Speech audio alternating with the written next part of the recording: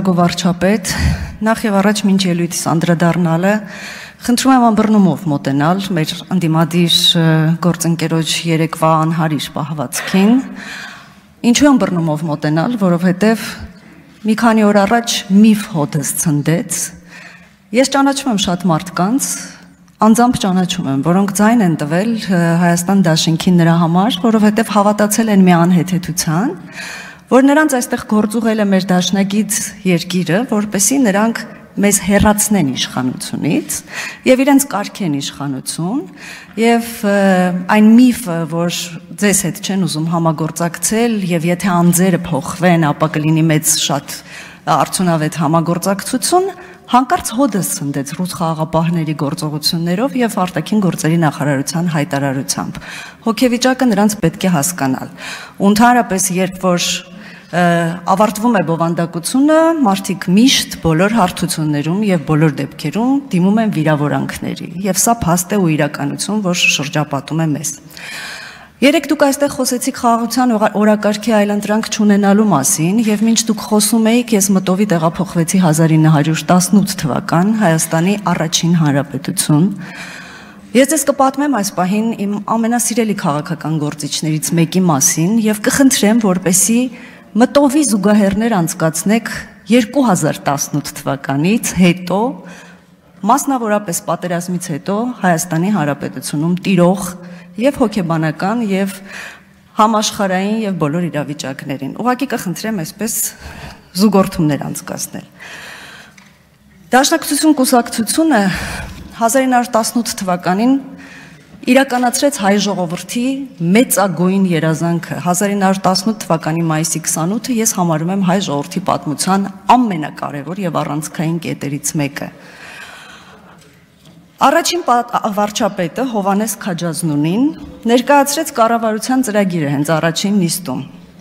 Եվ ես կառավարության ծրագրի 5 կետերից 3-ը կներկայացնեմ, որովհետեւ 2 զուտ պայմանագրերին էին վերաբերում։ Կետ առաջին. ամրացնել Օսմանյան կայսրության հետ կնքված հաշտությունը եւ բարիդրացիական հարաբերություններ հաստատել նրա հետ։ Խստիվ կատարել այն բոլոր պարտականությունները, որով Հայաստանը հանձն է առել Օսմանյան կայսրության հանդեպ եւ հետեւել, որ Օսմանյան կայսրությունն իր կողմից անի նույնը հանրապետության նկատմամբ։ Կետ երկրորդ. Ադրբեջանի եւ Վրաստանի հետ փոխադարձ համաձայնության գալով լուծել Հայաստանի եւ այդ պետությունների սահմանների հարցը։ Երրորդը, չորրորդը վերաբերում են պայմանագրերին, 5-րդը հաստատել բարիդրացիական հարաբերություններ հարևան երկրների պետությունների հետ, հատուկ ուշադրություն դարձնելով առևտրական կապերի վերականգնման հարցին։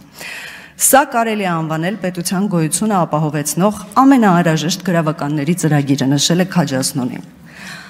Արտաքին քաղաքականության բնագավառում ես կհետևեմ մի գերակա սկզբունքի։ Հաստատել բարիդրացիական հարաբերություններ հարևան պետությունների հետ բոլոր հնարավոր միջոցներով խուսափելով նրանց հետ ընդհարումից։ Սա թելադրված է այն հանգամանքով, որ մեր ժողովրդին, մեր երկրին անհրաժեշտ է հանգիստ, անհրաժեշտ է խաղաղություն, թեկուզ եւ անկայուն։ Մենք հյուծված ենք, ուժասպառ եւ ի վերջո կազմալույծ։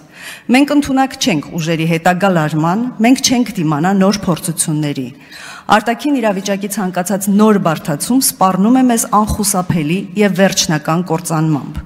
Մենք ջախջախված, պարտված կողմ ենք։ Մենք դա պետք է հստակ գիտակցենք, միշտ հիշենք եւ քաջություն ունենանք համապատասխան եզրակացություններ անելու։ Այս պահին մենք կարող ենք ունենալ մեկ նպատակ. փրկել հայ ժողովրդի բեկորները եւ հերոսական փորձ անել դեռևս մեր ձեռքին մնացած փոքր տարածքի վրա պետություն հիմնել։ Այս գիտակցությունը պետք է դառնա մեր ներկայի արտաքին քաղաքականության անկյունակարը։ Իրապես հայ ժողովրդի այս փրկված հատվածը գերմարտկային ճիքերով 1918 թվականին փորձում էր ոտքի կանգնել եւ իրեն բաժին ընկած այս փոքր տարածքի վրա պետություն հիմնել, իսկ դրա համար անհրաժեշտ էր խաղաղություն։ Այլապես չէր դիմանա հարևան պետություններից սպասվող նոր փորձություններին, որոնք խիստ անբարյացկամ եւ թշնամական վերաբերմունք էին ցուցաբերում Հայաստանի Հանրապետության նկատմամբ։ Այսպիսով իրատես վարչապետը եզրահանգում է. Մենք ինչ կարող ենք հակադրել այս ահռելի ուժին։ Նախկին զորամիավորումների կազմալուծված բեկորներ, հյուծված, սոված, վատ զինված, իսկ ամենակարևորը եւ ամենասարսափելին այն է, որ մենք չունենք եւ մոտ ապագայում չենք կարող ունենալ այդ մեխանիզմները։ Կառավարությունը չի կարող կարգ ու կանոն հաստատել ներքին քաղաքականության ասպարեզում նկատի ունի։ Եվ կարող է այս իրավիճակում Հայաստանը պատերազմ մղել Թուրքիայի դեմ։ Այս հարցին ես կարող եմ տալ մեկ պատասխան. ոչ, չի կարող։ Մի խոսքով այլընտրանք չունեցող խաղաղության օրակարգը Հովհաննես Քաջազնունին 1918 թվականին փորձում է առաջ տանել եւ վերջում եզրափակում է, որ կառավարությունը չի ուզում սխալների մեջ գցել երկիրը լայն հեռանկարներով եւ անիրագործելի խոստումներով, չի ուզում իր վրա վերցնել պարտականություններ, որոնց կատարումը վեր է իր ուժերից։ Ես խնդրում եմ նկատել, որ 1918 թվականին հայ ժողովուրդը ցեղասպանության էր ենթարկվում։ Ցեղասպանությունը, իդեպ մարդիկ, որոնք մեզ պատմությունից անտեղյակ, նույնիսկ երբեմն թուրք ու դավաճան են անվանում, շատերը տեղյակ չեն, որ այն միայն 1915 թվականի ապրիլի 24-ին չի, որ եղել է։ Ցեղասպանության ամենաթեժ շրջանը եղել է 1914-ից 18 թվականը։ Եվ ինչ եք կարծում, Հովհաննես Քաջազնունու նման մեծ քաղաքական գործիչը 1918 թվականին ցավ չէր ապրում արդյոք իր հայրենակիցների զոհվելու, կոտորվելու, տարածքներ կորցնելու վերաբերյալ կարելի էր նրան անվանել հող հանձնող թուրք, դավաճան, անտարբեր եւ այլն եւ այլն։ Կարծում եմ այս հարցի պատասխանը միանշանակ է։ Միանշանակ է, որ չէր կարելի։ Եվ Քաջազնունին իր ամբողջ կյանքի ընթացքում կտանքների է ենթարկվել եւ ի վերջո ողբերգական մահ է ունեցել եւ նաեւ ասում են, որ նա երբ վերադարձել է Հայաստան 1938 թվականի մայիսի 28-ին միայնակ նստել է ծառի տակ եւ նշել է անկախության օրը եւ դրա համար դավաճանության արդյունքում հենց նրան ձերբակալել են ու մի շարք մեղադրանքներ տալով մի խոսքով գիտեք արդեն ենթարկել են մահապատժի։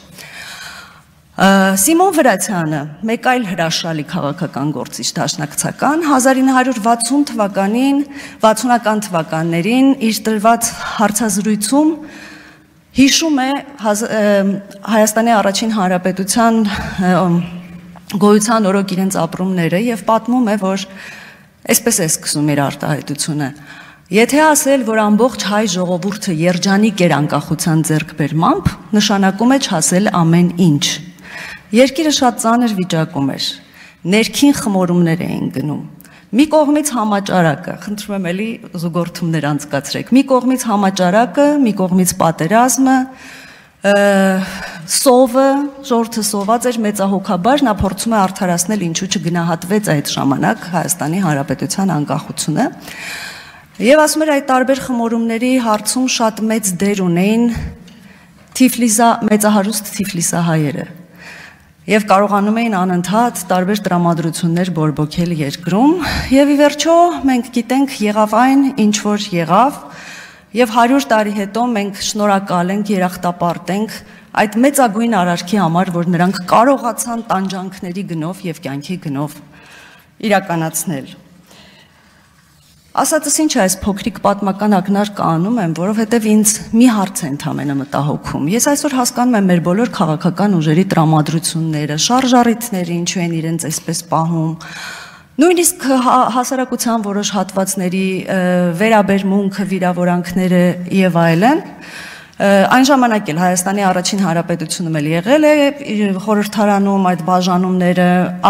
աչերի, ձախերի եւ միջանկյալ մի վիճակ, մի մասը գտել է, որ Ռուսաստանի հետ է հարաբերությունները պետք կարգավորել, մյուս մասը, որ Թուրքիայի հետ է պետք կարգավորել եւ միջանկյալ, որ փորձել են բալանսավորած։ Ինձ այս ամենում մի հարց է միայն հետաքրքրում. ինչու են այսօր մեր դաշնակցական գործընկերները, որոնք փաստացի ստացվում է, որ համարվում են Սիմոն Վրացյանի, Հովհաննես Քաջազնունու, Արամ Մանուկյանի եւ մեծամեծ քաղաքական, մեծանուն եւ փառահեղ քաղաքական գործիչների գոնե կուսակցական մասով ժառանգորդները իրենց պահում Սիմոն Վրացյանի նշած մեծահարուստ Թիֆլիսահայերի պես եւ դրսեւորում են այդ վարքագիծը։ Այս հարցի պատասխանը ես չունեմ։